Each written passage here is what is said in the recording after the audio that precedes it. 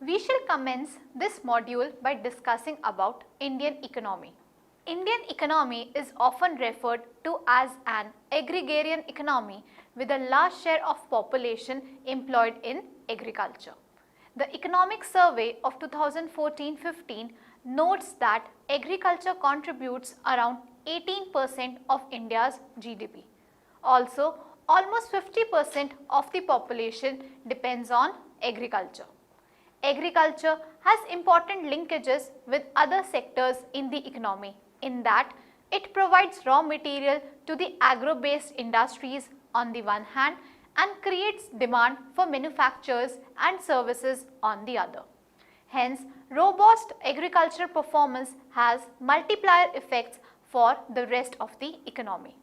The onus of providing food for industrial workers and other non-agricultural sections of the population lies on the agricultural sector, whereby it is crucial to ensure that both production and productivity in this sector increases to keep inflationary pressures under control. The latter has direct implications for cost of living and hence wages and salaries and in turn competitiveness in domestic and international markets. Agriculture output depends on both the area under cultivation and the productivity of factors employed in agriculture, both labor and capital. There are limitations to increase in acreage. Labor productivity due to disguised unemployment is close to zero.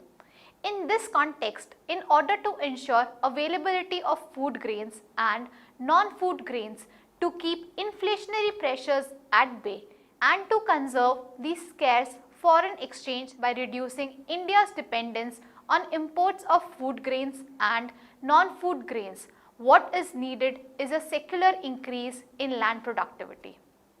In sum, output is a function of both acreage and yield per acre. Increases in the former are not possible.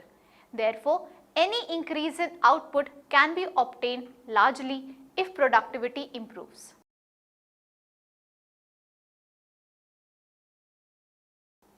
After starting this module, you shall be able to know about agricultural production and productivity in India, understand the agricultural performance of India, know the trends of production and land use, identify the main causes of low productivity. Now let us look at the agricultural performance. In this section we examine the trends in agricultural output and productivity since 1950 to the most recent period for which data is available. Increase in agricultural output and improvements in productivity are crucial for food security of the large mass of population in both agriculture and non-agriculture sectors. Food security is defined as increased availability of food, access to food by ensuring entitlements and nutritional adequacy of the food consumed rather than mere calorie count. Availability is made of two components, production and imports. Growth in production is intrinsically linked to growth in productivity as possibilities of increasing acreage are limited. An important part of food security comprises increases in production which can be increased via productivity improvements. In the post-independence period, Indian policy makers concentrated more on heavy and capital goods industry in the second 5-year plan, with the assumption that agriculture would continue to perform well and provide food to the large industrial workforce. However, food crisis and the wage goods constraint of the mid-1960s led to the introduction of modern technology in agriculture. This comprised the use of divisible inputs like the high yield variety of seeds, provision of irrigation and availability of fertilizers. However, these were not the inputs which were available on the farm. Rather, these had to be purchased for cash. This neutral to scale technology in agriculture was expected to help the country tide over the food crisis and promote agricultural growth at an accelerated pace. However, empirical studies have shown that the benefits of this technology were confirmed to some regions, to large farmers and to some food crops like wheat and to some extent rice. The benefits of modern technology spread to maize only in the 1980s, while benefit to oilseed and pulses have been largely negligible. Now, we shall discuss the trends in production and land use. Agricultural output can be divided into food grain production and non-food grain production. Food grains comprise cereals and pulses. Cereals include rice, wheat, jowar, bajra, maize, etc. and pulses include mung, gram, masoor, arhar, etc. Non-food grains are made up of cash crops like oilseeds, sunflower, groundnut, rapeseed, mustard, sesame, etc., sugarcane, tobacco, jute, tea, coffee, cashew, coconut, vegetables and fruits. In India, food grains are produced on almost 3/4 of the gross cropped area. Total food grain production in India increased from 82 million tons in 1960-61 to 108.4 million tons in 1970-71. By 1990-91, it rose to 176.4 million tons and in the next 10 years to 200 million tons. By 2008-9, the figure stood at 229.9 million tons. Food grain production for the period 2013-14 is 265.6 million tons and the advanced estimate for 2014-15 is 257.07 million tons. Source is Economic Survey 2008-9, 2014 and 15. The output of pulses has been marked by an erratic performance. Pulses output increased from around 8 million tons in 1950-51 to 12.7 million tons but declined to 10.63 million tons in 1980-81. Subsequently, it rose to 14 million tons in 1990-91 but declined to 11 million tons in 2000-2001. By 2012-13, it rose to 18 million tons.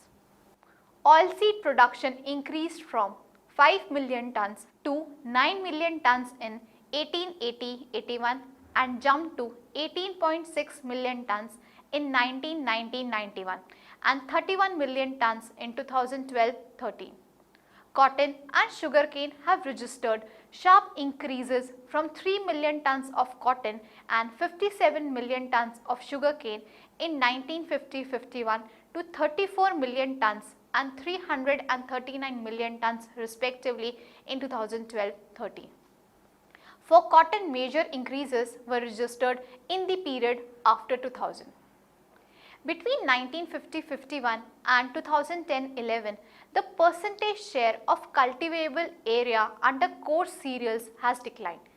Area under pulses fell between 1950 and 1990, after which there has been only a marginal gain in 2010-11.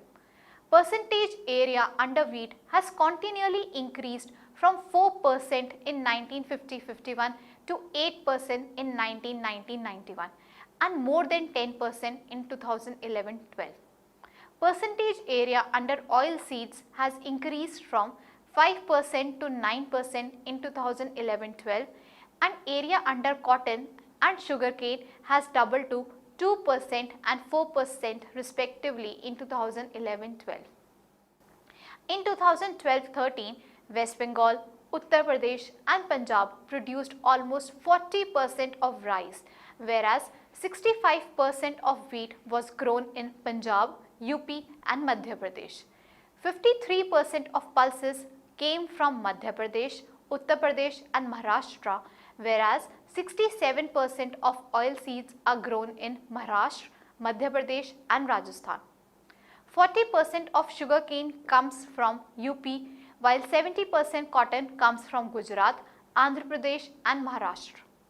In terms of constant 1999-2000 prices, agricultural production grew at the rate of 2.5%. In the period before the Green Revolution, from the late 1960s to 1980-81, real growth was 2.4%. Over the 1980s and the 1990s, real growth averaged at 3.5%, but for 1997-98 to 2006-07, the rate decelerated to 2.5%. The target growth rate for the 12th plan was 4% at 2011 constant prices. The sector registered real growth of 1.2% in 2012 to 13, 3.7% in 2013-14 and 1.1% in 2014-15. Share of agriculture and allied sectors in total gross capital formation shows a decline from 8.6% in 2011-12 to 7.9% in 2013-14. Next, we shall discuss the trends in productivity.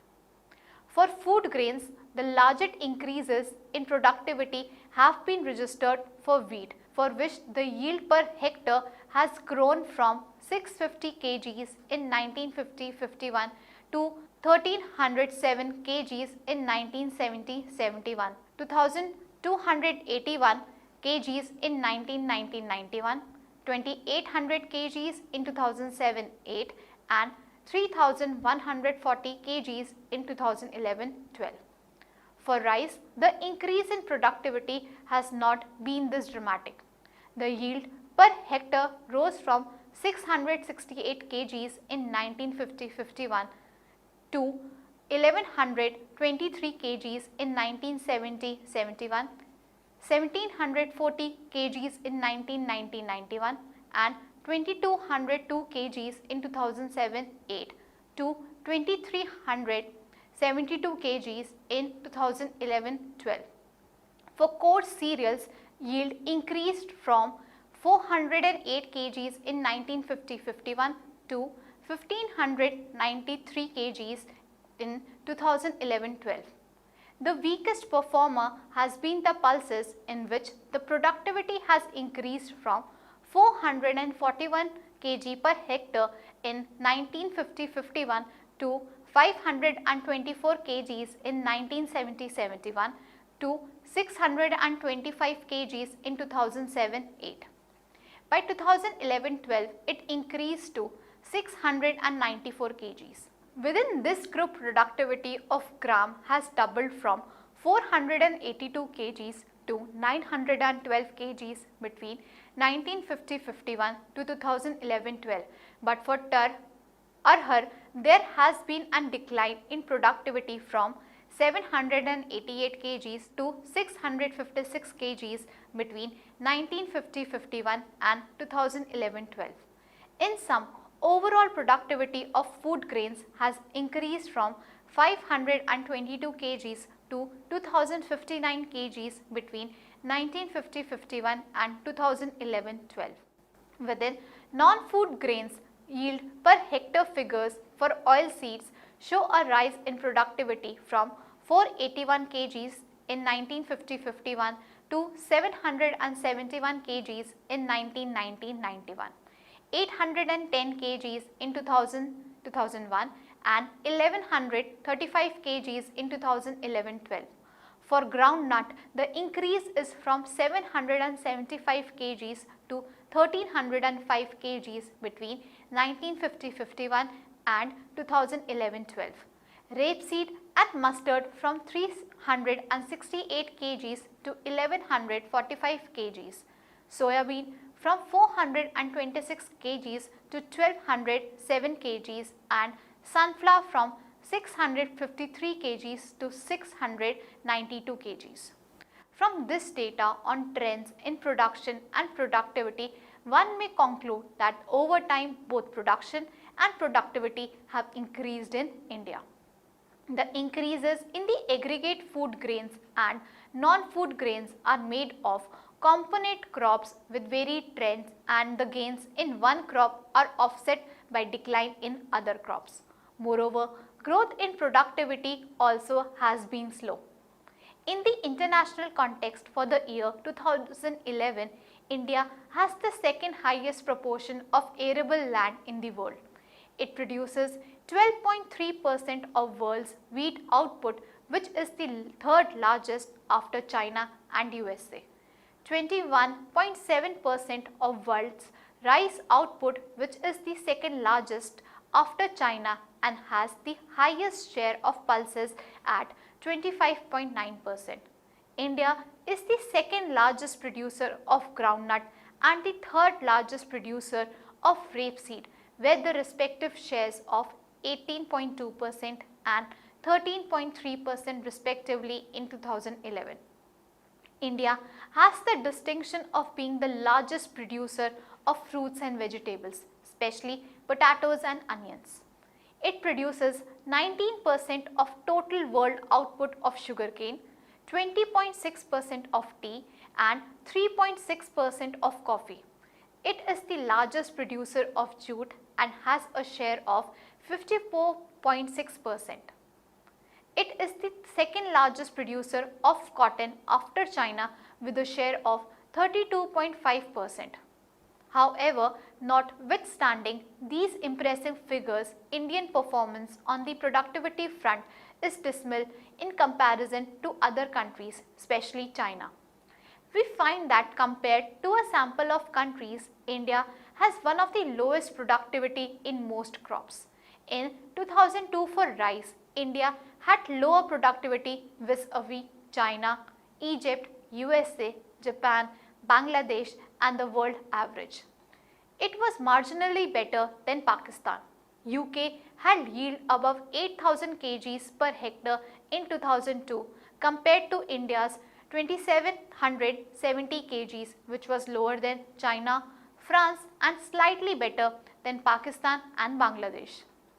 For maize, India had the lowest productivity, 1,705 kgs in a sample of 7 countries, with the highest figure for Italy, 9,560 kgs and the world average of more than 4,000 kgs.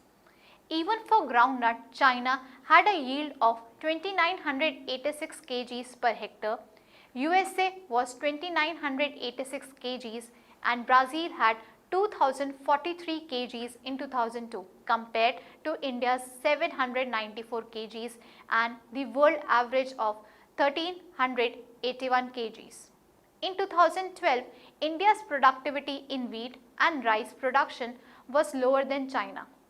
For maize, it continued to be the lower than USA, China, Brazil, Indonesia and Mexico.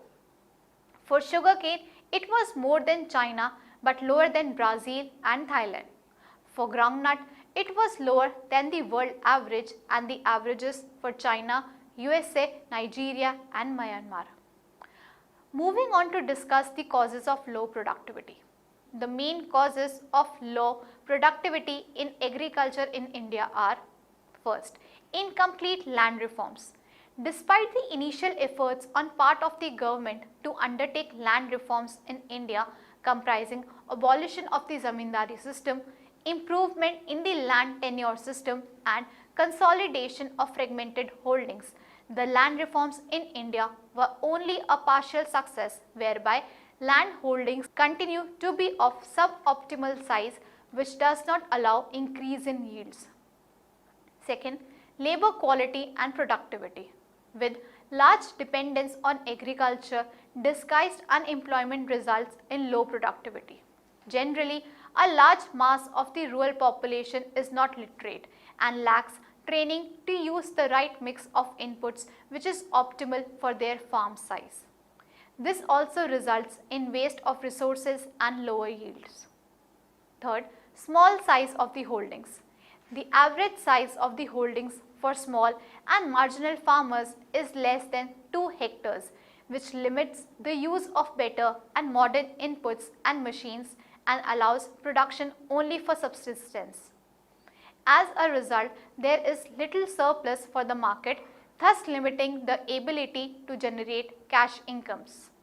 Rise in indebtedness further limits their prospects of breaking this impasse. Fourth, inadequate credit facilities.